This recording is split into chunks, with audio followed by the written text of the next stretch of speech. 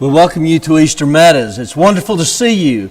Some from out of town visiting, some in town and visiting, and we're so glad that you are with us today. This last song was requested because it kind of fit well with the lesson this morning as we're looking at seeing the need and doing something. And really, both ideas are important. Seeing the need, but then doing something. Sometimes we want to just close our eyes. And sometimes life's a little easier that way. Less demands on us. And maybe our conscience is not pricked because we're not seeing the need. But friends, we need to open our eyes and see the need. But we also need to be doing something about it. No matter if we see every need that exists, if we don't rise to the occasion, seeing the need has been of no value whatsoever. In fact, seeing the need but failing to do really is a condemnation of us. In James chapter 4:17. So see the need and then do something. We're going to begin with looking at some things about Moses' life. Moses, you recall, he was hid in the reeds of the Nile by his parents. That would be evidence of their faith.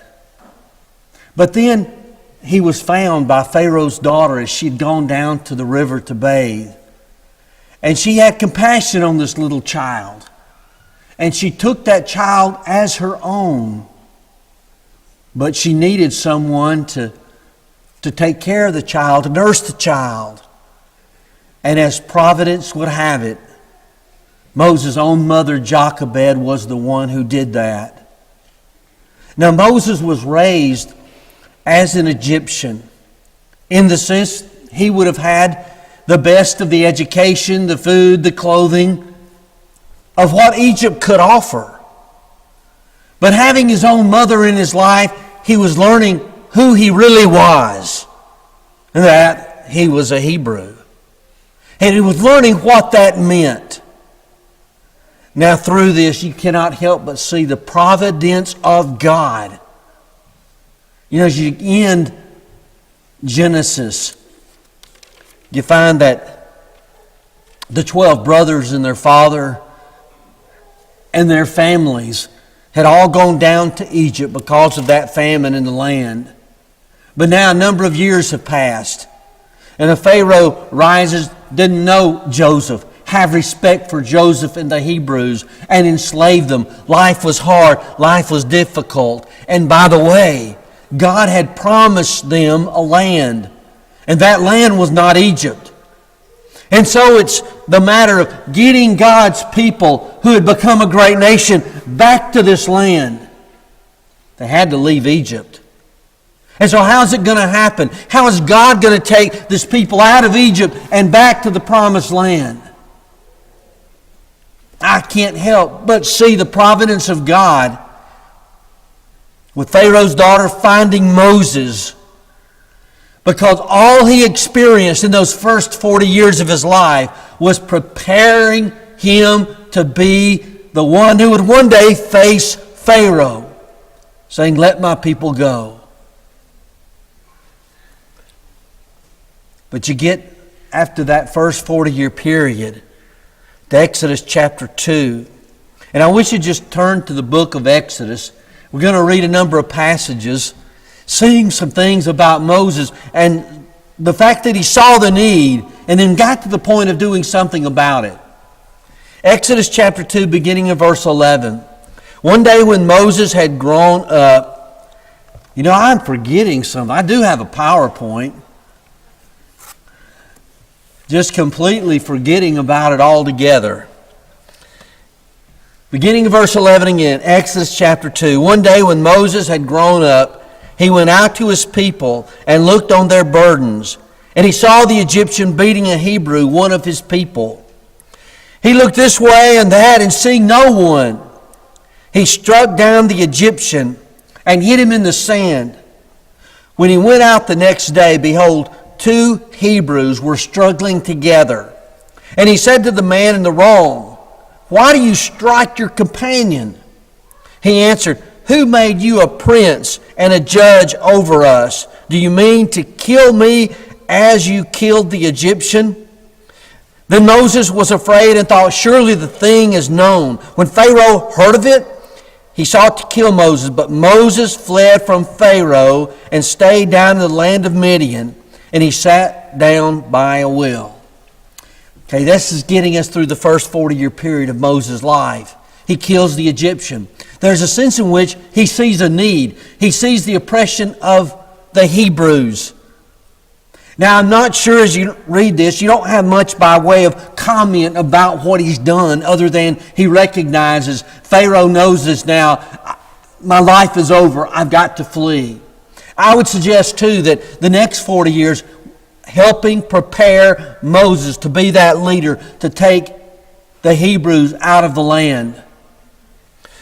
But when I read this, he sees a need. He's more aware of the need. And so maybe this is dwelling on his mind these next 40 years. Does he do the right thing with killing the Egyptian? You know, I could say there's a little comment here about, did he do the right thing? You know, sometimes we can see the need, and maybe we're not the wisest or the most perceptive about how to do something about the need. But I have an idea that God's more pleased with us if we make the effort than if we just sit down and do nothing.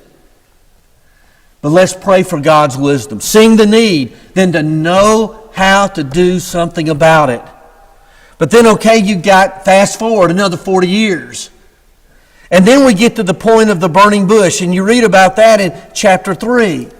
Now Moses was keeping the flock of his father-in-law Jethro, the priest of Midian. And he led his flock to the west side of the wilderness, came to Horeb, the mountain of God.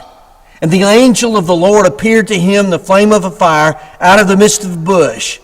And he looked, and behold, the bush was burning, and yet it was not consumed. Children learn about this story from, you might say, early on, about how that there was this burning bush, but was not consumed.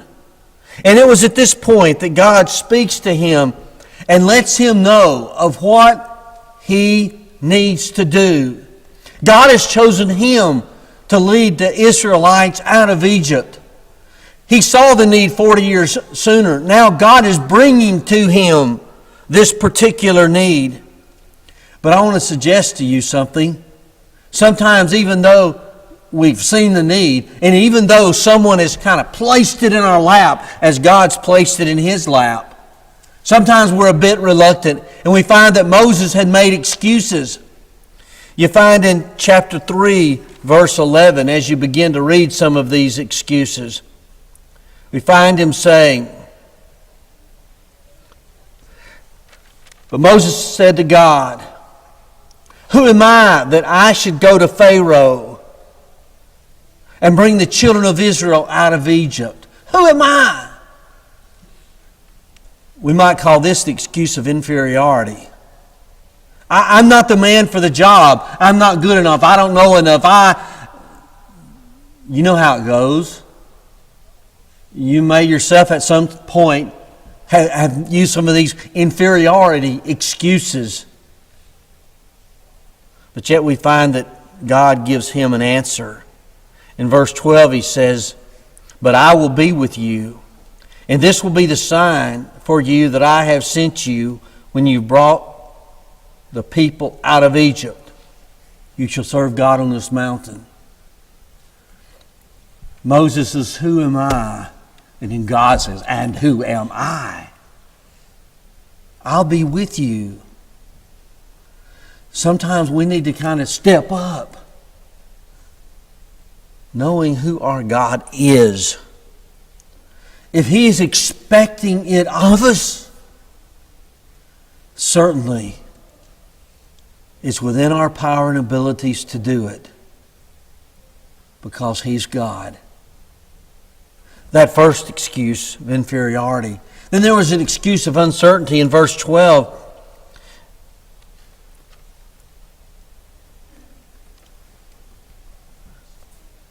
in verse 13. I should have it there, 13. And Moses said to God, if I come to the people of Israel and say to them, the God of your fathers has sent me to you, and they ask me, what is his name? What shall I say to them? Uncertainty. How do I answer them? But then once again, God gave the answer. In verse 14, God said to Moses, I am who I am. And he said, say this to the people of Israel, I am has sent me to you. And so once again, even though there's an excuse, that excuse holds no water with God. Another excuse, chapter 4, verse 1, excuse of unbelief. Chapter 4, verse 1, then Moses answered, behold, they will not believe me or listen to my voice, for they will say, the Lord did not appear to you. He's got one excuse after another. Or somebody might say, well, maybe he's just trying to cover the ground. Well, he covers it all right. And now it's not just about himself. It's rather these people. They won't believe. But then we find that once again, God answers that. As you read in verse 2, the Lord said to him, what is that in your hand? He said, a staff. And he said, throw it on the ground. So he threw it on the ground, and it became a serpent, and Moses ran from it. I would too. In verse 4, but the Lord said to Moses, put out your hand and catch it by the tail.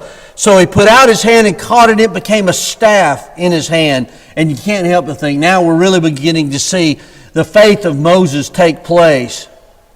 And then in verse 5, that they may believe the Lord, the God of their fathers, the God of Abraham, the God of Isaac, the God of Jacob, has appeared to you. And then he even goes on about the hand and the cloak becoming leprous and then becoming white again. So it's clear there may be the unbelief, but God will give the evidence to produce that belief. And then we find there's the excuse of incompetence. You know, this kind of goes back a little bit to that very first, an excuse of inferiority. You know, who am I? Well, you get now to chapter 4, verse 10, and he says to the Lord, oh my Lord, I am not eloquent. In other words, I'm not the man of good speech. He's got to go before the children of Israel, go before Pharaoh. I'm not an eloquent man, either in the past or since you have spoken to your servant, but I am slow of speech and of tongue. Now sometimes people just sell themselves short, and you know that's true.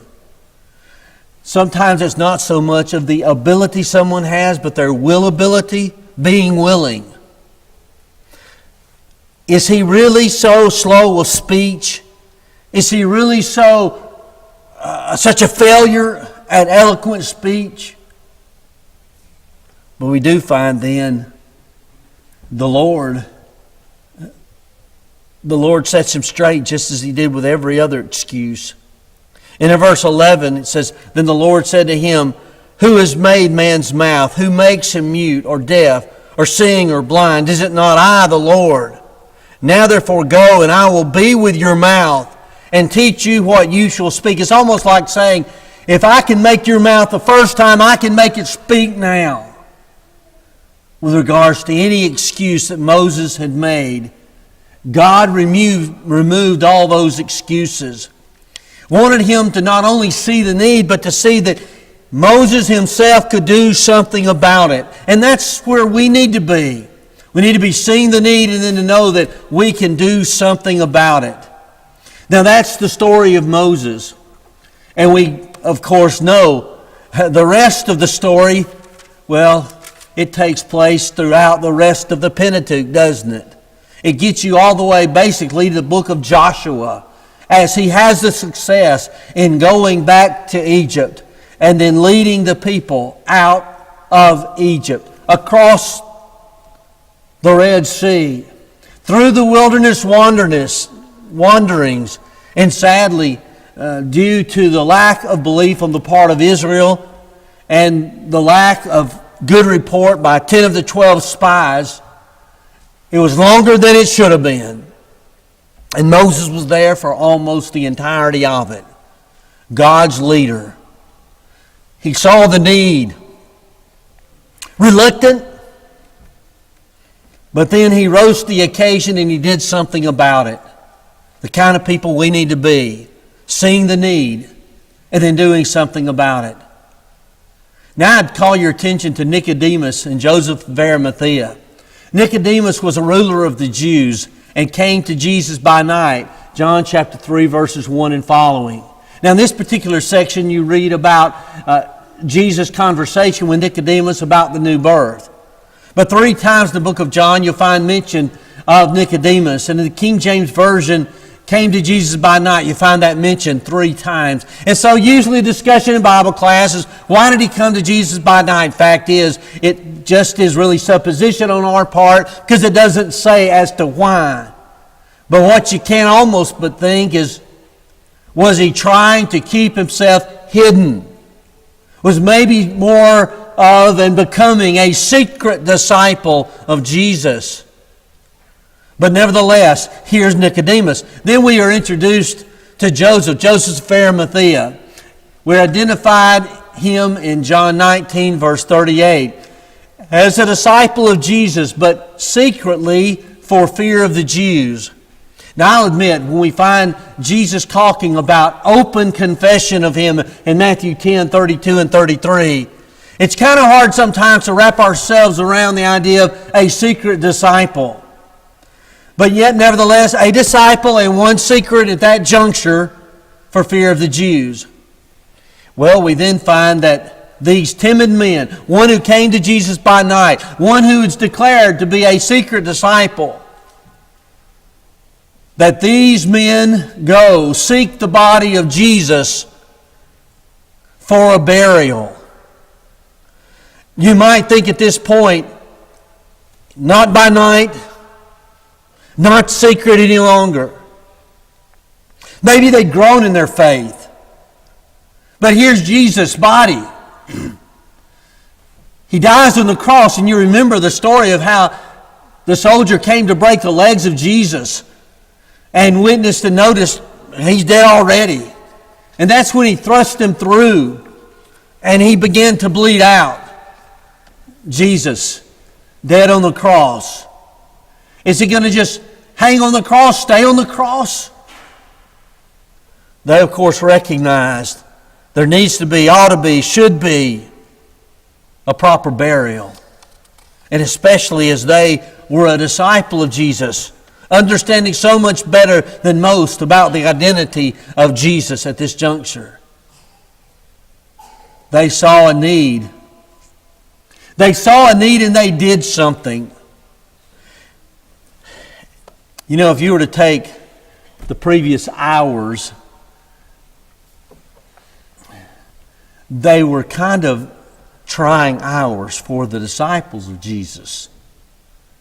So much so that at His arrest, all fled. Peter, he got kind of closer to the rest, other than maybe John, at this trial of Jesus. But even Peter, when put to the test, denied Jesus 3 times. Sometimes maybe it's the idea of, hey, they've arrested Him. It's obvious they want Him dead. Will they arrest then His disciples? Will they put them to death as well? I'm impressed. I'm impressed with Nicodemus and Joseph as they ask for the body of Jesus. They see the need and they do something. Now it's not just one man or 2 men, but we might say the church at Jerusalem. And I'd have to say once again, here I'm impressed that they see the need and do something. In Acts chapter 8, I'm just going to turn there very quickly. and read as you can see what's going on with the church at Jerusalem. Acts chapter 8, beginning in verse 1. It says, "And Saul approved of his execution. And there arose on that day a great persecution against the church at Jerusalem. And they were all scattered throughout the regions of Judea and Samaria, except the apostles." This was the rank and file Christian. This was the church as a whole, in contrast to just the leadership or the apostles. But yet now, as they have enjoyed in these previous days and weeks, a robust church of the Lord, preaching of the Lord, fellowship with the saints, and worship on the Lord's day. Now they find themselves going out and they go into places where there is no church. And so what do? That's when you get down to verse 4. And you read, "Now those who were scattered went about preaching the word." And then that's when you have the more specific occasion of reading about Philip with the town of Samaria, and then later Philip and the eunuch. Now Philip would have been one of the leaders of the congregation in the sense that he was one of those chosen men in Acts chapter 6 to be, sometimes people say deacons, whether or not deacons, certainly a special servant of the church. But this section here, 1 through 4, that's about the rank and file member. Certainly they were not apostles. The majority, of course, vast majority, only 7 special servants. These were just Christians, the ordinary Christian. These were the guys sitting in the pews, if you would. And these were the guys that were distributing the bread and the fruit of the vine. These were the guys, they might have been praying or leading singing. Or they were just the guys, once again, sitting in the pews. Now maybe, when I say sitting in the pews, maybe kind of transferring the modern church scene back to the first century. But I want you to get the point. It was you. It was you. And finding then themselves, having left Jerusalem in a place where there is no church, then they began preaching the word. They didn't wait for the apostles to come down. Neither did they wait, apparently, even specifically for one of these 7. Those who were scattered went about preaching the word. Once again, saw the need, and they rose up to do something about it. Therefore, those who were scattered went everywhere preaching the word. They saw a need and they did something about it. I would ask you as we kind of get towards a closing part, do we see the need? There is still a need for evangelism. There's still a lost world. But yet, are we taking that great commission that you read of in Mark chapter 16, verses 15 and 16 seriously? Will we talk to everyone about everything under the sun, except about Jesus and except about His church? Will we see the need, and will we do something about it?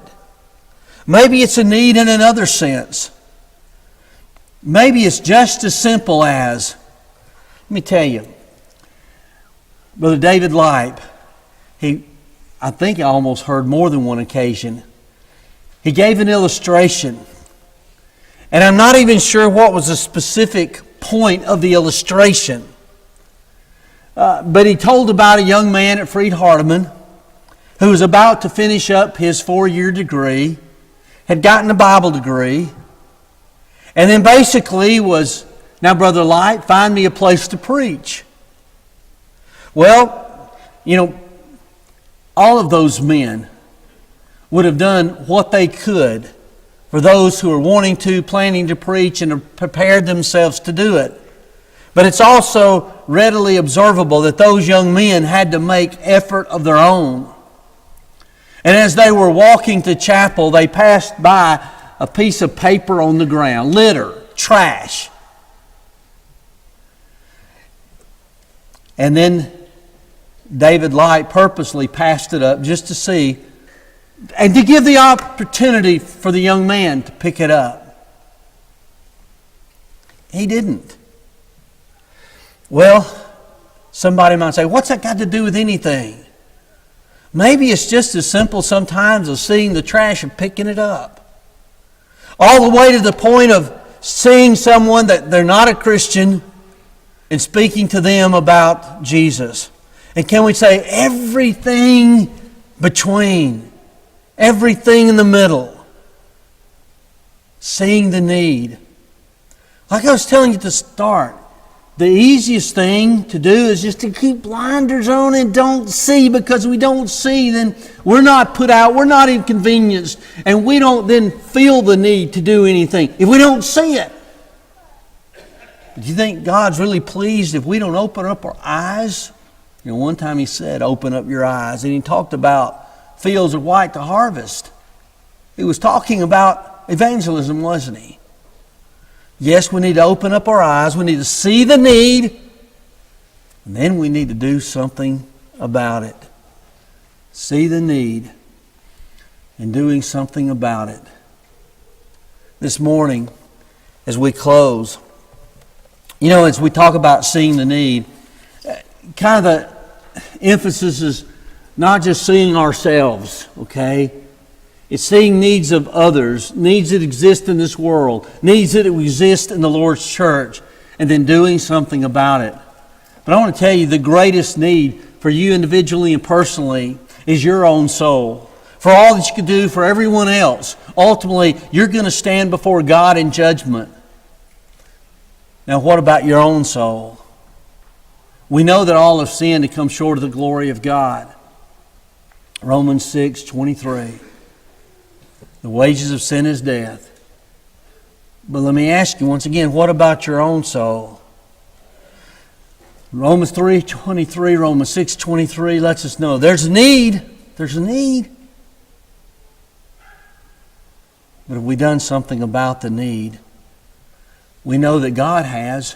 God loved us, not willing that any should perish. He sent His Son. His Son died on the cross. Blood was shed. This was God's grace. This was God's mercy shouting out to His creation to come.